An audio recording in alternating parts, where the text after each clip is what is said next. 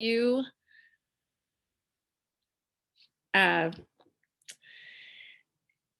Devin, if you could go to the next slide. Okay, so these are the moderators, and we just want to, maybe you can introduce yourselves in the chat, and we've got a little poll that we're going to ask you to do so we can sort of see who is here and from what parts of the world, just so we get kind of an idea of you know who we're chatting with today. So if you see that poll come up on your screen and you want to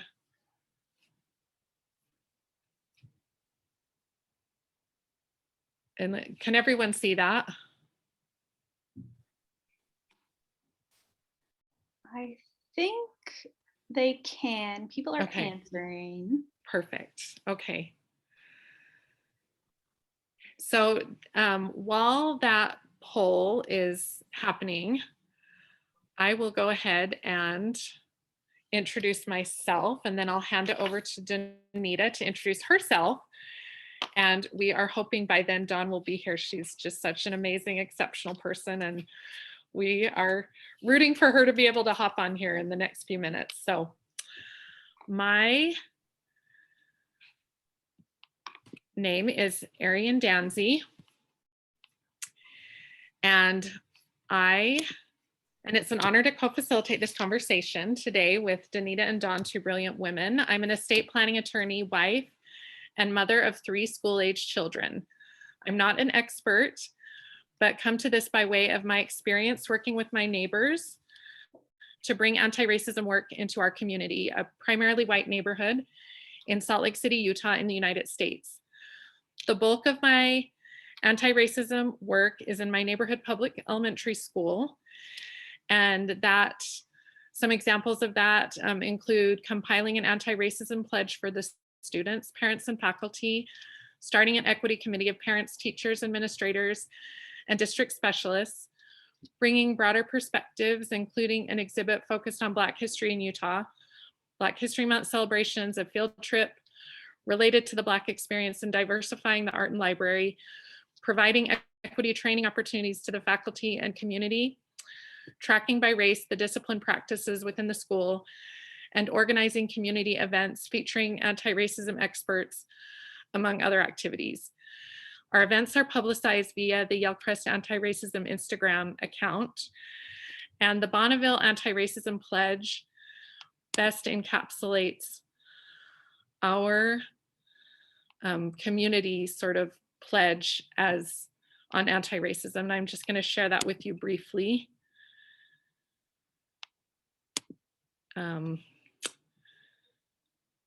Pull that up here. I think Devin has to stop sharing. Okay. I think that I can do that. I just want to make sure I've got it right there. Okay, I think that's sharing now. So on the right is the, let's see, let me try to share that again.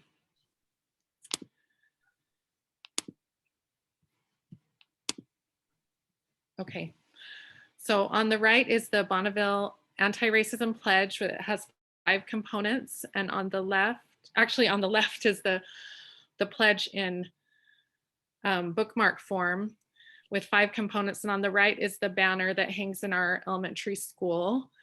And I'm just going to briefly run through these. 1, we are the light, and this is from Amanda Gorman's poem, The Hill We Climb, and also John Lewis, some of his writings.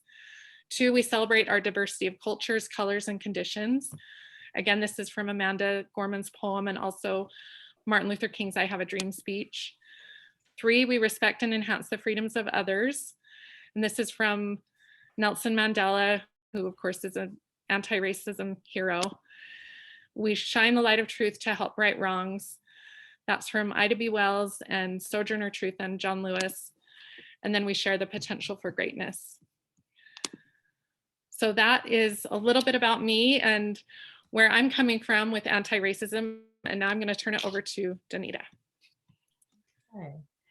I don't have a screen to share, but my name is Dani DeVance, and I think it is a stretch to call me an expert, but unfortunately, I'm a consumer of racism. So I am here today, thrilled to have the partnership of Ariane and Dawn, who will be here shortly, because we've had a great opportunity to really look at this issue from a broad perspective, one that meets with a lot of the work that I have done. By training, I'm an urban planner. For the last 4 decades, I've worked with a number of groups to improve the condition of disadvantaged and underserved populations and to actively seek solutions. Racism is one that we still have a lot of work to kind of move. I am currently employed as the Assistant Director for University and Community Partnerships at Rutgers University and the Center for Health Equity and Community Engagement in New Jersey. I am the proud United Nations liaison for Sigma Gamma Rho Sorority Incorporated and have served as a social action chair for the National Panhellenic Council of Central New Jersey. I work with a number of groups that champion human rights, voting rights, women's rights, social justice, and racial healing. And most importantly, I am the mother of 3 Black sons, a mentor to young women and family and friends who have been victimized by racial discrimination, but we're not victims. We don't sing a victim story, a victim song. I am an advocate for allies because I believe that racism is a problem that can be solved, that cannot be solved unless we mobilize many voices, both those who are not targeted by racism as well as the marginalized other. And we'll talk a little bit about how that looks all around the world in a few minutes. I brace that work with 2 quotes from the Reverend Dr. Martin Luther King Jr., who said, "It may well be that we will have to repent in this generation, not merely for the vitriolic words and the violent actions of the bad people, but for the appalling silence and indifference of the good people who sit around and say, wait on time." And the other, "In the end, we will remember not the words of our enemies, but the silence of our friends." So I work with groups that advocate allyship to address this problem. And I'm honored to serve today with these women and hope to learn as we share our own perspectives. Can we pull the poll up while we're waiting on Dawn? As we suspected, this is largely a North American audience. 80% of the audience is North American, but we're going to talk a little bit about how racism looks in different places around the world. So we wanted, as we started talking, Dawn helped to brace us and let us know that racism, it looks different in different places, and we knew this, of course, but it was really helpful to have another voice to make this not just a Black-white issue, which is why I feel that allies are so important. So we can move, if Dawn hasn't arrived, we can move to the next slide.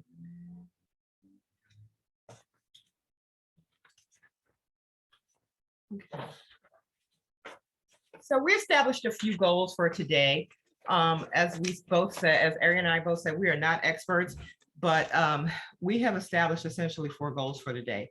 And you can see them on the screen, so I won't read them to you, but we acknowledge that racism is a force worldwide. And I happen to be from the US, where racism is typically characterized as a Black and white issue. But I live in the New York, New Jersey metropolitan area, and I am acutely aware that racism can be directed at anyone who can be characterized as other, a part of the non-dominant culture. Before the end of today, we will delve a little more into the concept of racism as a worldwide issue. But secondly, this committee intentionally opted to explore anti-racism as both a noun and a verb, not just the belief that being anti-racist is a good thing to be, but rather on solutions and personal commitments to address racism. Therefore, we're going to spend time we are not going to spend time rehashing events or stories. We all know racism exists. Most of us have witnessed it, and many of us have committed to change. For those who are victims of racism, the stories can be traumatizing.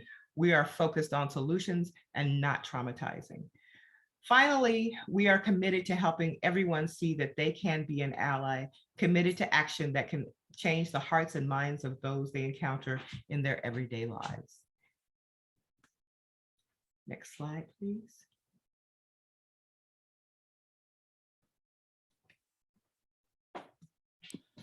Okay, so as Danita so beautifully stated, there is a difference in talking about racism versus anti-racism, and I'm just going to touch on this briefly. Devin, if you could click to the next slide.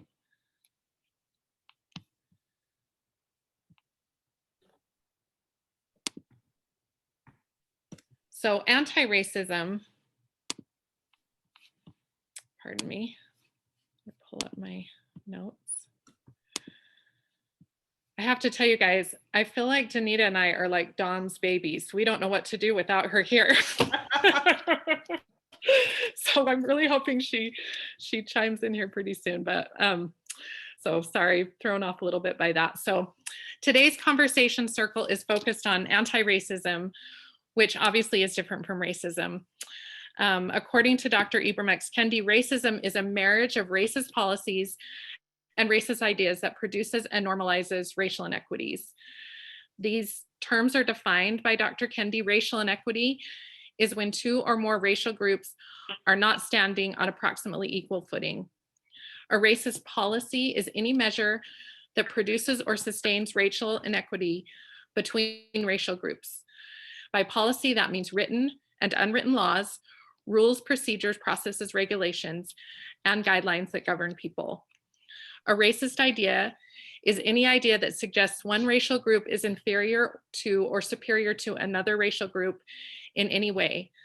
Racist ideas argue that the inferiorities and superiorities of racial groups explain racial inequities in society.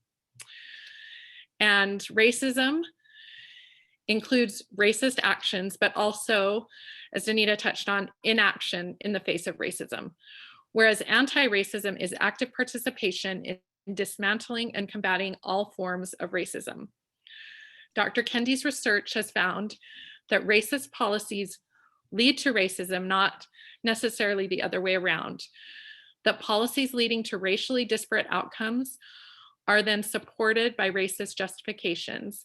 And anti-racism seeks both to remove the racist justifications for policies leading to racially disparate outcomes, and then to change the racist policies.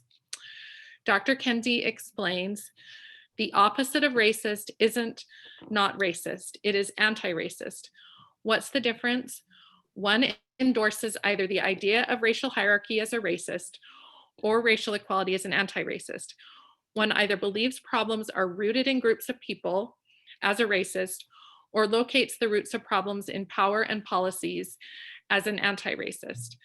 One either allows racial inequities to persevere as a racist or confronts racial inequities as an anti-racist. There is no in-between safe space of not racist. Dr. Martin Luther King stated, there is danger in being more devoted to order than to justice, preferring a negative peace, which is the absence of tension, to a positive peace, which is the presence of justice. Anti-racism is not a fixed point. It takes daily effort to be an anti-racist in a society where there are racial inequities. Much of anti-racism involves tearing down or dismantling what is called structural racism, defined by the Aspen Institute as a system in which public policies, institutional practices, cultural representations, and other norms work in various, often reinforcing ways to perpetuate racial group inequity. Layla Saad reminds us, excuse me, that systems are made by people. So systems can be changed by people. She gives schools as an example of a system in her work, but our societies have various systems, including justice systems, policing systems, churches, and workplaces. So To the slide, anti-racism, a belief or doctrine that rejects the supremacy of one racial group over another and promotes racial equality in society. A belief or practice that recognizes pervasive racism in society and actively combats racial prejudice and discrimination in order to promote racial justice and equality. Most people are proud if they are not racist, but anti-racism establishes a higher bar. What are you doing to dismantle racism? So that's the focus of our discussion today. Okay. So moving on, we have heard from Dawn. She is having a lot of problems. The reason that she's not here is daylight savings time. And so she had planned to spend this hour getting herself organized somewhere, and she's not able to get herself into a space where her Wi-Fi works. So we're missing her, but we're going to move on. So I'm just going to spend a couple minutes talking about anti-racism in context. And as I said earlier, you can go to the next slide. As I said earlier, we recognize that anti-racism is a global concern. It can look very different in different places. And the graphic that I'm sharing here is not necessarily the best. I will admit that. And I'm not sure that I agree that it says exactly what it purports to say. However, importantly and glaringly, residents of the United States don't even appear in this graphic. We use it here to open our thinking and discussion around the phenomenon of racist ideology worldwide. The graphic here distills a 2013 Washington Post poll and a 2016 Business Tech survey, which the results are combined into the two questions that you see. There are combined 85,000 people in 61 countries across two questions. The graphic arrays the results of the percentages who answered no to the question, would you be comfortable living near neighbors of a different race? So that first column is that. The second column, yes to the question, have you ever witnessed or personally experienced racism? And then across there, they combine the two results to determine racism worldwide. So as you can see, there's variations in the way people have answered this question to come to their combined totals, but they have a lot of, and again, obviously the United States is missing, and so we know there's a lot of racist ideology in the United States that is missing here. But it's just a way of our sharing the fact that racism is a worldwide issue. Okay, next slide.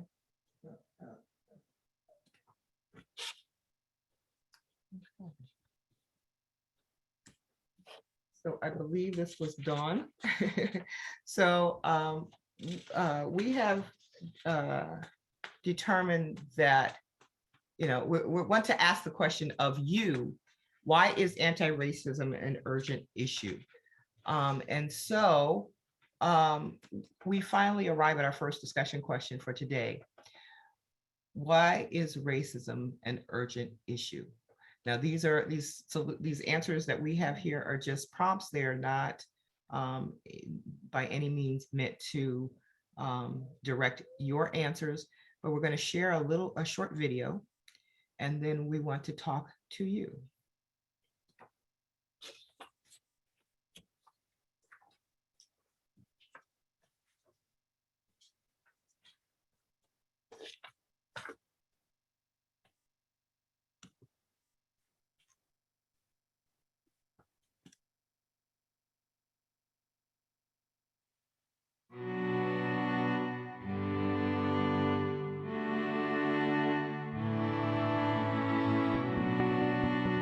Many of us like to think of racism as something from the past, something that no longer holds sway over our societies, something that no longer exists.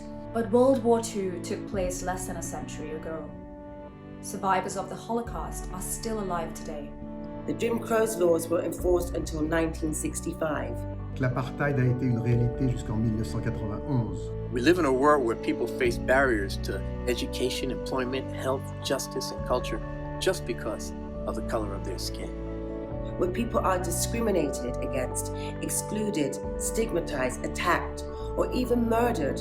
Just because of where they come from, what they look like, or what they believe in. No more. No more. No more.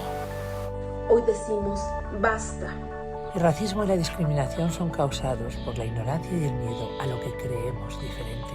ويخترقان هياكلنا الإدارية وثقافتنا الشعبية وتحيزنا وفرضياتنا اللاواعية. But this doesn't have to be the case. You, me, us, we can create the change that we want. By defending quality education for all, we can combat the root causes of deadly stereotypes and prejudices.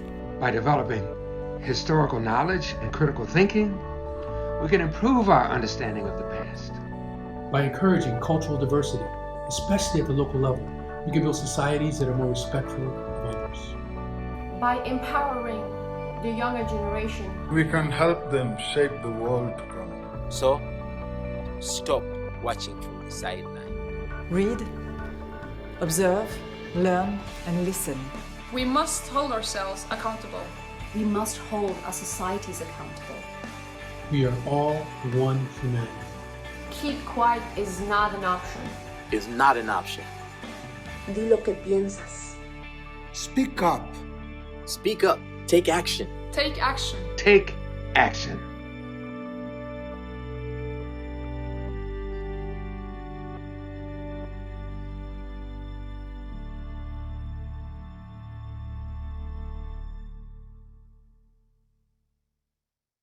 Okay. Ariane, I'm hoping that you can take over for now and we can start to unmute folks. If you could raise your hand, I think that was the way that we had decided to do this. What are your thoughts after viewing the video? Please use the raise hand icon to share your thoughts, and feel free to share in the chat as well. We'll be collecting the chat and coming up with a document from the chat. So please. And just so you know, this is being recorded, this main session. The breakout sessions are not. We just want to be sensitive to people who are from countries where you're, speaking in a recording might not be ideal. And so if you have something to share, but you're not comfortable sharing it right now with the recording going, there will be breakout sessions where it's not recorded. Devin, I wonder if we can stop sharing the screen, and that way, at least for me, I can see if people have. And we did have a question in the chat. What was the title of the video? And it is called United Against Racism. Devin put it in the chat. United Against Racism, and it was done by UNESCO.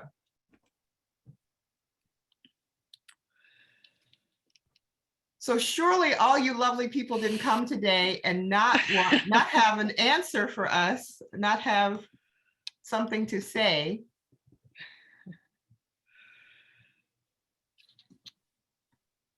I'm sorry, what was the discussion question again? Because the screen went off. Oh, sorry about that. The question is, after seeing the video, but you didn't need the video to let you know. So thinking about that video, what are some of your thoughts about why racism or anti-racism, we're focusing on anti-racism, why anti-racism is such an important topic? And some of the guiding thoughts that we left there were that it has an effect on people, cultures, futures. It has, it's a worldwide issue, and inaction ensures its continuation.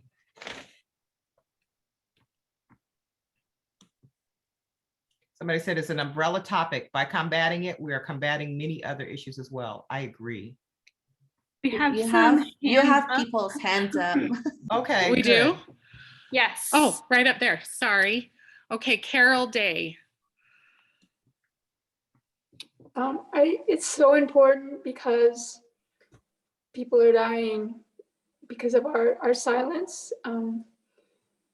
People are dying, and we're not embracing who we are as our history of our past, which makes us who we are today. So we're being silent.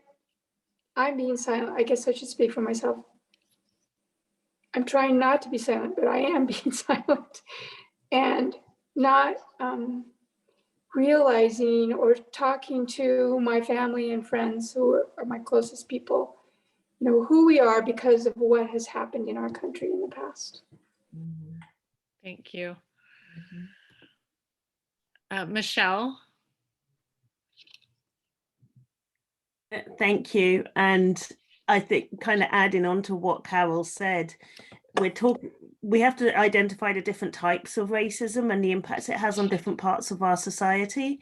And that systemic racism is, I think the 2020 people were focused on what was happening in the States in relation to the murder of brother George Floyd, but actually it was just the pinnacle. And for a number of us who have been campaigning against racism, it kind of felt people suddenly were waking up and had the language and wanted to do something. However, kind of listen to what Carol said, we've got Black women who die in, for being pregnant and just trying to give birth and just being able to survive those systems. We've got children and young people who are discriminated against. It's such a disadvantage that actually it is still an issue, but it's the supremacy, it's the systems, as well as that individualized, that face-to-face shouting at people in the street as well.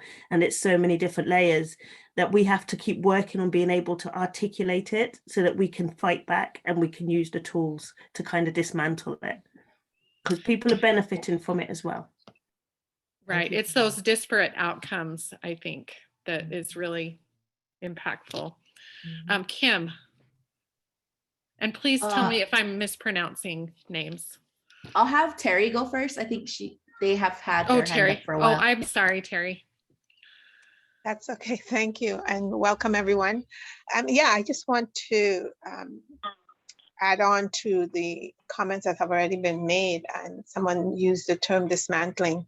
We absolutely, and we're talking about why anti-racism is so important to have as a discussion now, because we need to identify first what racism is so that we can address what anti-racism can be or should be or is also. But we have to look at the systemic racism throughout our cultures and our disparate societies, and we all come from different parts of the world, and some of those that racist behavior isn't even in countries where everybody looks the same. So we need not just be thinking of it as a color thing, black and white only. So the systemic racism is what we need to be addressing so that we can eliminate it by addressing or talking about what anti-racism should look like. It should look like a world where we all are valued, where we all, because we're all created equally, and we all are living in a society where we have equal value regardless of what position we're in. So trying to pull all of this together is not an easy task.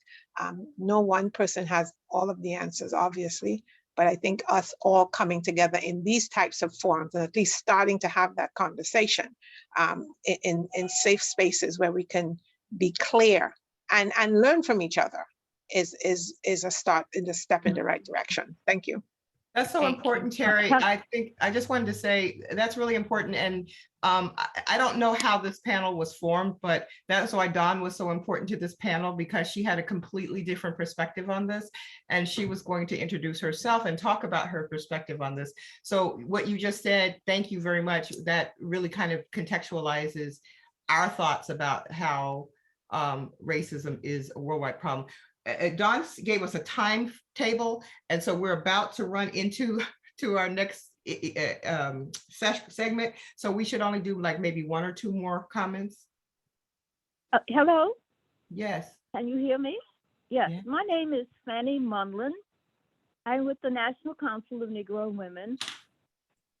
Racism dehumanizes people. But it says that you're not worthy of being alive. Racism takes all of the energy out of people. And I think what we need to do is to have open discussions, because if I don't know you, how can I make an assessment of who you are? I'm going on what I think you are. I don't know who you are. And I think we are so afraid of talking about racism and opening up and talking about people as human beings. We are all the same. We all want the same things. So I think these barriers, I think more conversation, more meeting of different groups, racial groups meeting and talking. The only way to solve it is to face it and talk about it and then take action. Mm-hmm. Okay. Thank you.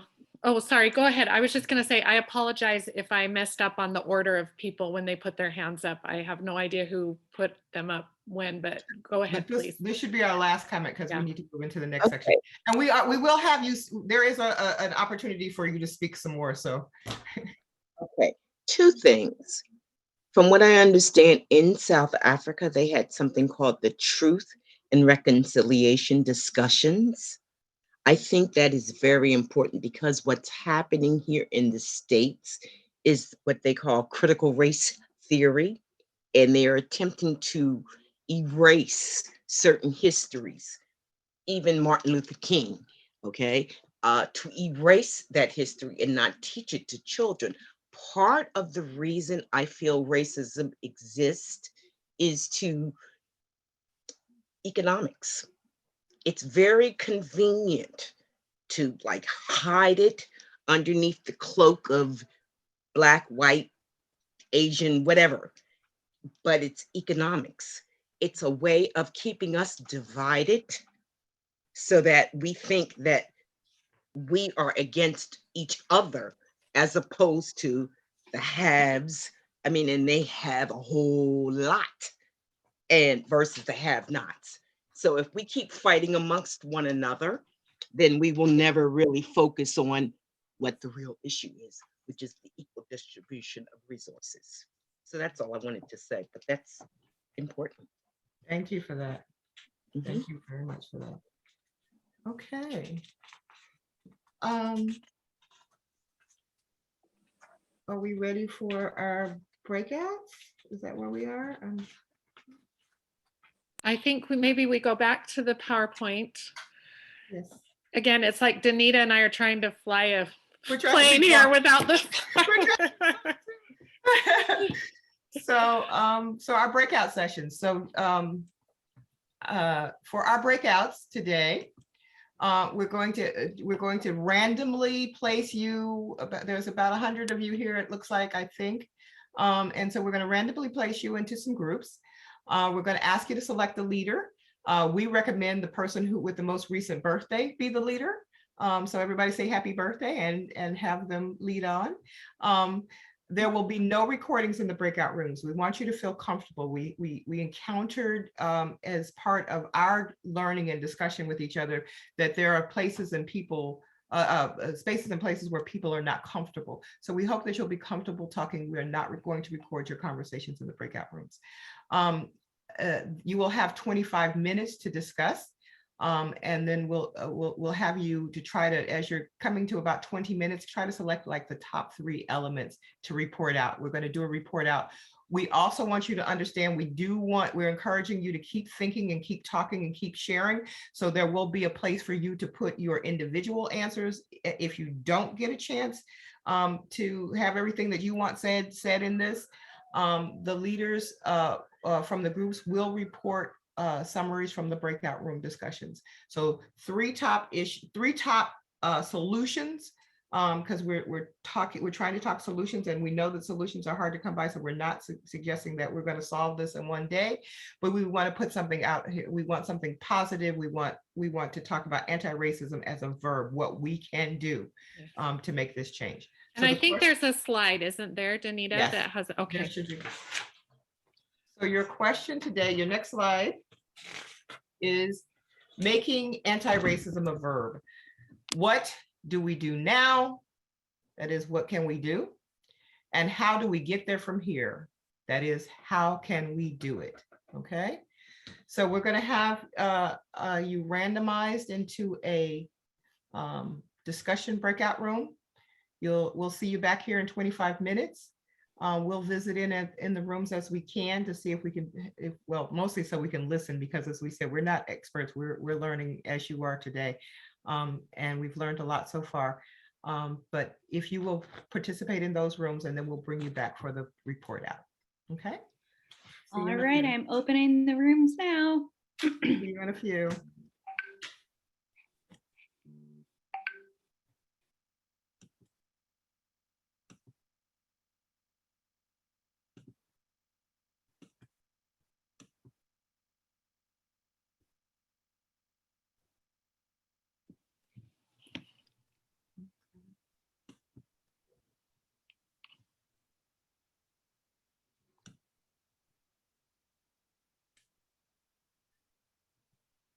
Okay. And we are excited to hear your reports. While we hear the reports from the breakout sessions, we are going to ask you to share with the group, what do you as an individual commit to do to address racism or promote anti-racism? And we're going to do that via a link to a Jamboard, which is going to be shared by Devin. So if you want to do that, I think it's going to be in the chat. So just There click, it is. There's click the link in the chat. There's nothing you have to download. Just click the link in the chat. Yep. Okay, thanks.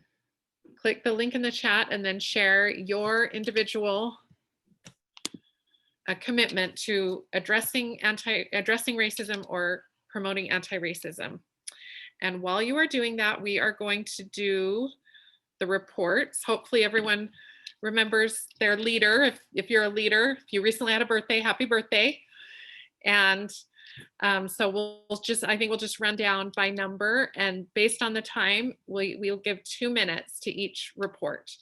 And I've got my little stopwatch here, so I'll just try to track that so we stay on schedule. But if the leader of the first breakout room 1, wants to jump in, unmute yourself and share maybe the 3 main points from your discussion, that'd be great.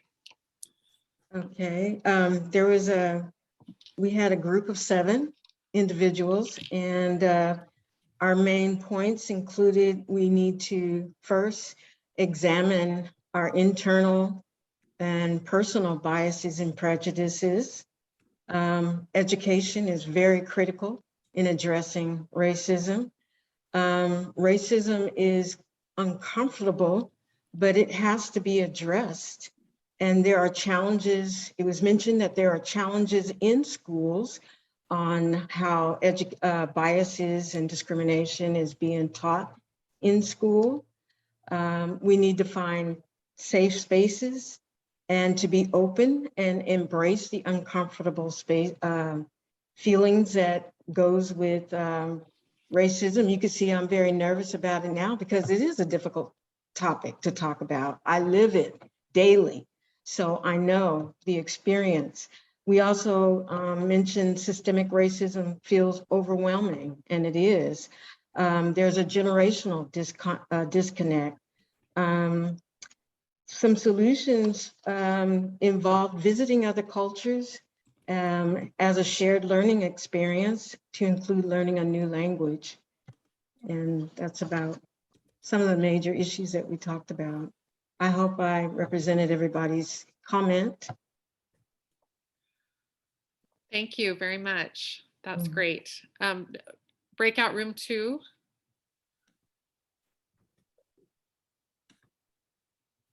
Do we have a? Lorraine, I think that might have been us.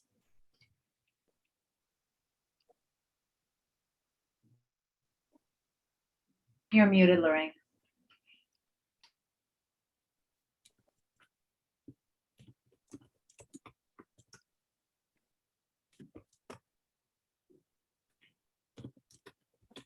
Lorraine, you're still on mute. Thank you. First of all, we have to engage in courageous conversations. We have to acknowledge that we might have racist beliefs, and our behaviors might be racist. And once you acknowledge that, it's easier for you to come to solutions. Because one of the things you might feel that you benefit from white privilege, and that's not something, and that's something that you have to accept, that you do that. Let's see. You have to intentionally, once you, like I said, once you acknowledge your beliefs, you accept it, and you accept the fact that people are different. That's something you have to embrace.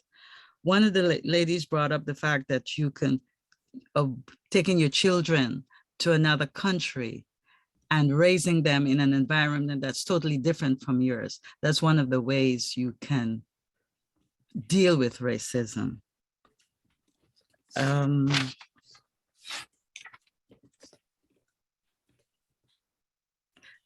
Sometimes people have difficulty or they get defensive when they're talking about race. But one of the things we could do is to accept them the way they are, love them, remind them that they are part of the humanity, the human race. And once you treat them respectfully and lovingly, and you build relationships with them, that will ease the situation. So the bottom line is you have to educate people, get them to embrace the disparity in language and in whatever. Get them to embrace diversity. And once you do that, you create a safe space for them to be the best of who they are. Thank you. Thank you. Thank you. Okay, breakout room 3 leader, you're up. It is me, maybe. Well, I was taking note, it disappears when the groups close. I'm going to remember. We talk about the needed educational reform, because there is false narratives. There is not honesty about the founding of the history in the US, and still doesn't exist indigenous recognition and access to the crimes, justice because of the crimes. And we talk about don't let the victim do the work. It is very important.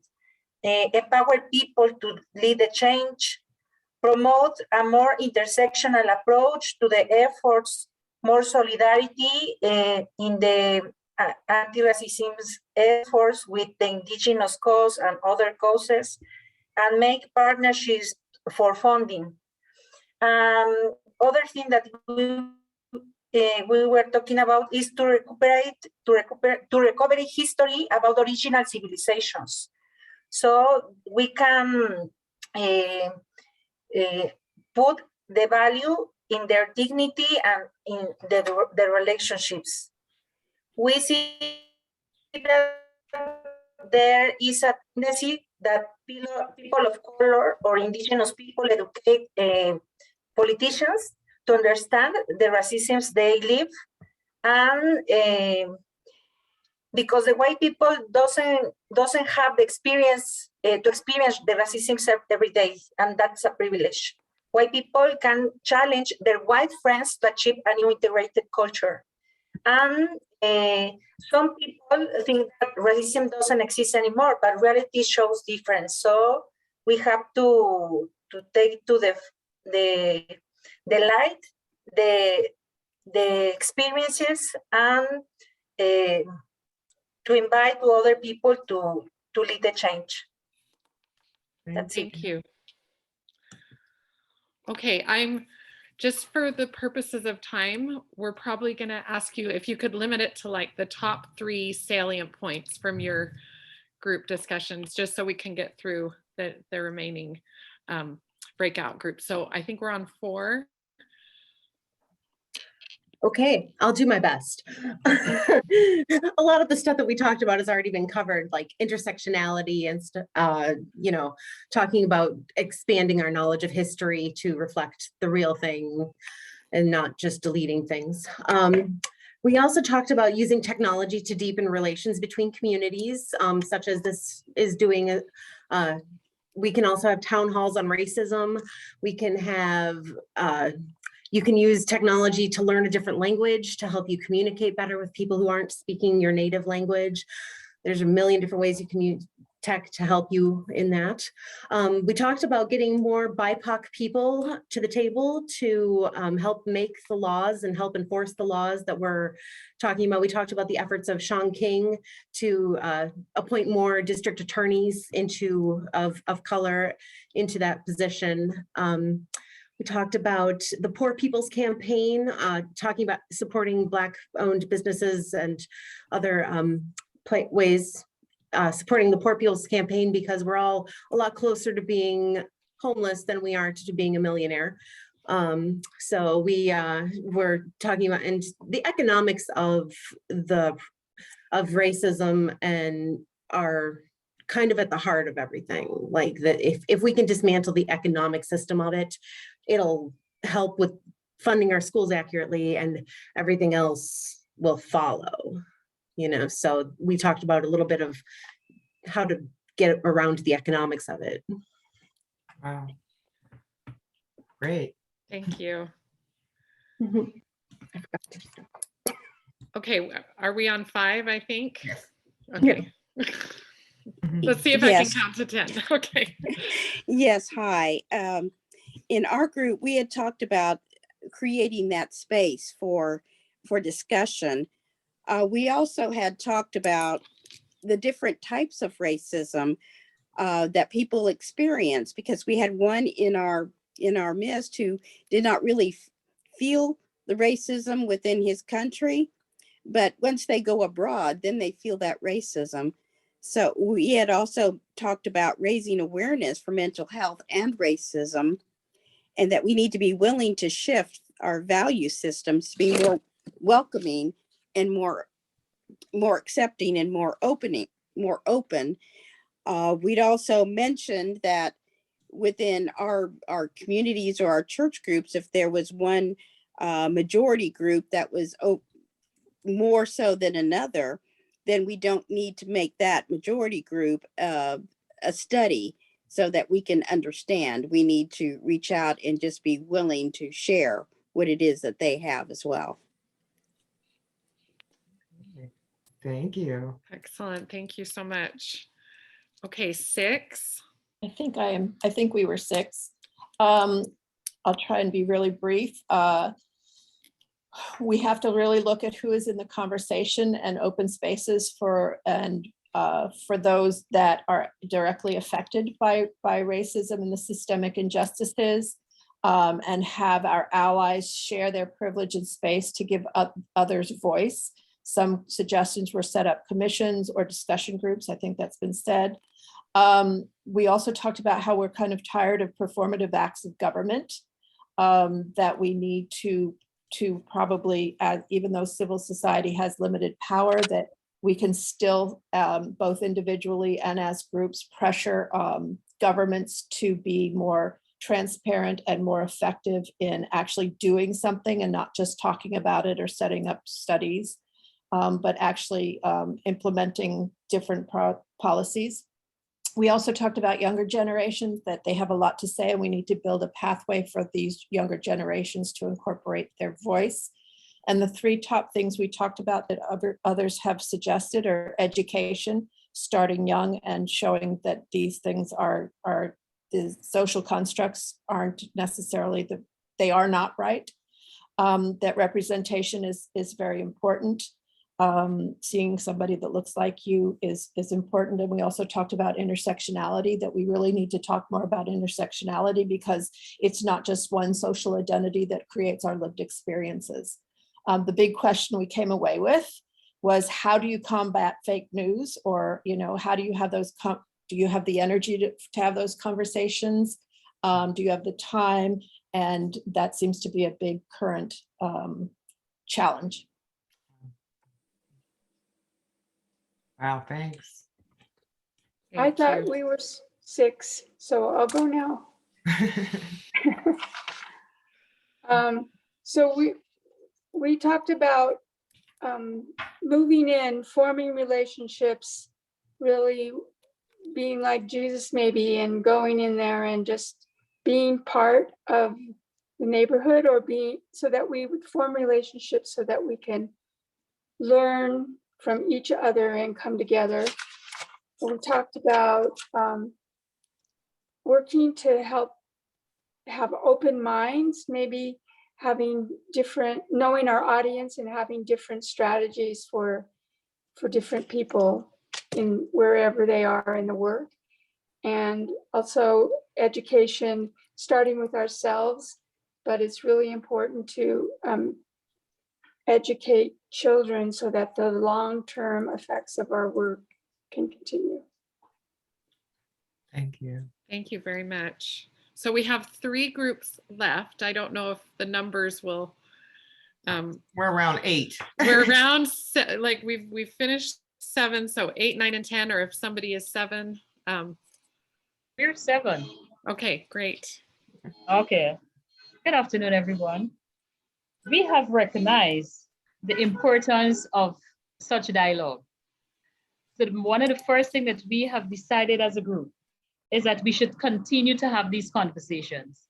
It is important to have these dialogues, and at all levels. At the school, within the political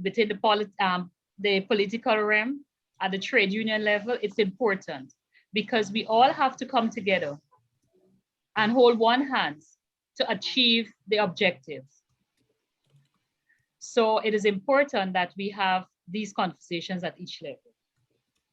We've also agreed that respect plays an important role, where everyone must respect each other for who they are, whatever race, color, or creed, whatever profession they hold, but each respect is very important, right? So it's important that we respect each other.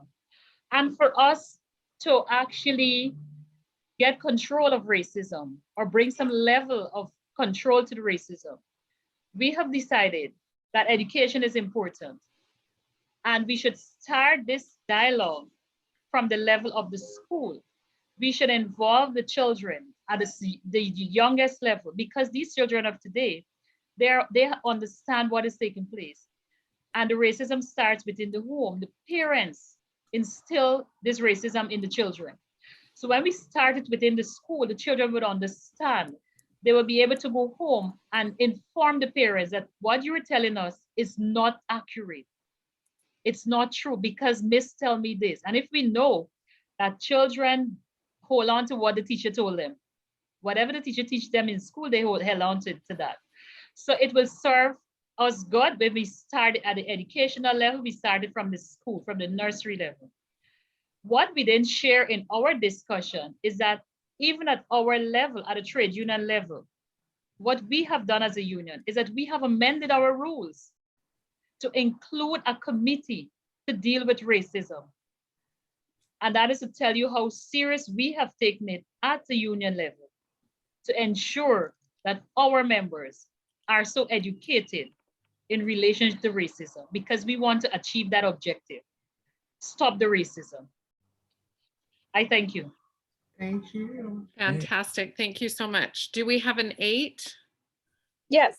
Hi, go group 8. We're a fun bunch. So our 3 main elements that we talked about were education, empowerment, and then representation, but I'm thinking now a better term would be inclusion. Education, both formally and informally, things like cultural competency, decolonizing curriculum were 2 examples of that. And in terms of empowerment, we're mostly talking about empowering people who experience or witness racism to say something about it, to speak out. So that can look like very clear zero tolerance policies within organizations, as well as a safe work environment for people to express those concerns. And lastly, our inclusion representation piece is really having leaders who advocate for us instead of advocating for ourselves to our leaders, as well as access to opportunities for people of color who are fully qualified, but but are just left out of the room sometimes. So yeah, really just kind of paving the way and opening those doors for other people to come on in. So yeah, that was a quick summary of what we talked about. Wow. Fantastic. Thank you. Okay, it's going to be 9 or 10. I'm not sure which, but there's one more. 10 right here. Great. All right. So in our group, we talked about destigmatizing activism so that it's more accessible and more common. We talked a lot about education and about how important it is to start educating people from a young age about racism so that they have like an exposure to anti-racism. And part of that is that we also talked about being aware what system we're being educated in. One of the members from our group commented about like the Canadian education system and about how little they're taught about Indigenous populations there, which is incredibly affected in Canada. And then we also talked a lot about how anti-racism comes through individual effort. We had many members who spoke very strongly about how they about how it comes from within and you have to make that decision and go through that realization on your own. And then we also talked about how racism is presented through media, and a lot of that has to do with what language is used to describe people of color in comparison with white people, and how they're represented in the media, and how that just affects people who, if it had not been represented in media that way, would not have thought that to be acceptable. Great, thank you so much. Thank you, everyone. I jotted down some notes and there were a lot of overlaps, and I hope that we were inspired by one another to hear those different conclusions. Thank you for sharing. We're going to move on to our Jamboard. If I don't know if that can be shared by Devin.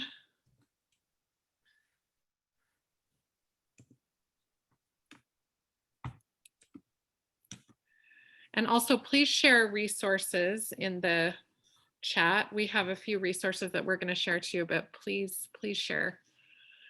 Okay. So this is Challenge Racist Systems. Yeah, I like it. This is for truth in education. This is so wonderful. So what we'll try to do is to pull all these things together, the notes from your breakouts and everything, and try to put something that we can share to your email addresses that you use for sign in. There's a lot that came out of this today, and we're so very thankful. But I have put in the chat some of the resources that we encountered or that we use. We certainly encourage you to put some. I see that some of you are putting things in here. We certainly appreciate that. And we will share and try to get back to you into your inboxes some of these results and discussion points. So this is great. So probably here's your chance to take a screenshot if you're and then I'm just going to give a couple minutes over to Dawn. Yes.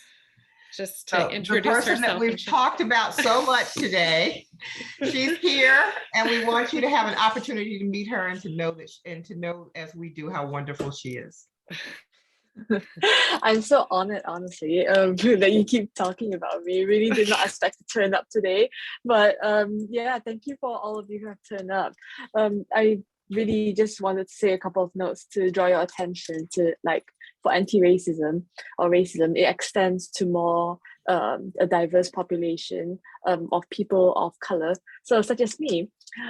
Personally, I was born and bred in Malaysia, and I'm Chinese, and I'm a medical student back in Malaysia, currently doing a postgraduate studies in the UK, so you can tell a bit from my accent. So my biological mom is Chinese, my biological dad is Chinese. I speak 3 languages, English, Chinese, Malay, and some Mandarin dialect. I'm not good at math and I'm bad at chopsticks, but I love to travel to China, and I've never stepped foot in it my whole life. But just wanted you to know that these are some things that people have assumed of me during my time in the UK. And like people say things like, oh, are you from China, without even asking me like where I'm from, and they just assume all the other stereotypes of Chinese. And like, your English is so good, where did you learn it from? I personally speak English in my family back home, so it was quite I was quite startled that people didn't know about this.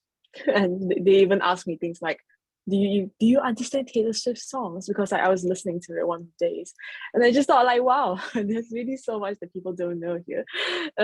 Yeah, I think that's pretty much for me.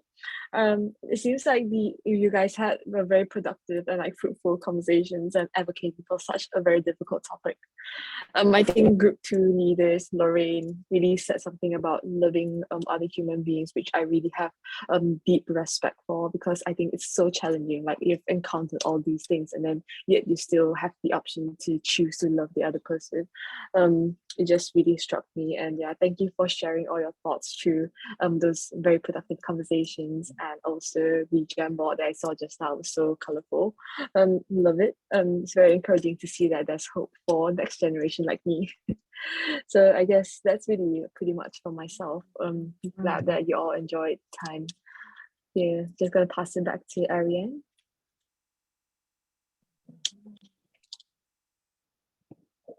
I think Danita was gonna wrap things up, actually, sorry. Oh, really? Okay. So sorry, I don't know. Yeah. Well, we your changed face is in the everything. middle of my So screen. Yep, I pass it back we to changed Danita. everything after you had your difficulties. But no, thank you all so very much. I see that things are still coming into the chat. We're going to leave the chat open for a couple of minutes. We have now passed your time, but we do want to thank you for staying. We want to thank you for coming. We want to thank you for sharing. For us, this has been a very enlightening experience. We have learned a lot from each other. We have learned a lot from you today. We are honored to have had this opportunity. And we're just grateful that everybody has shared in the way that they have. And we're excited to put together this information in some way that may be usable. And thank you for turning anti-racism into a verb. Thank you very much. Please go ahead and comment, but you are free to exit today more learned than you came, I hope. And I think Devin said the chat will be published along with this recording. Is that right? Or they'll collect it. Yeah, okay. Yeah, it'll be saved. Yep. Thank you all so very much. Thank you. Thank you very much. We appreciate you.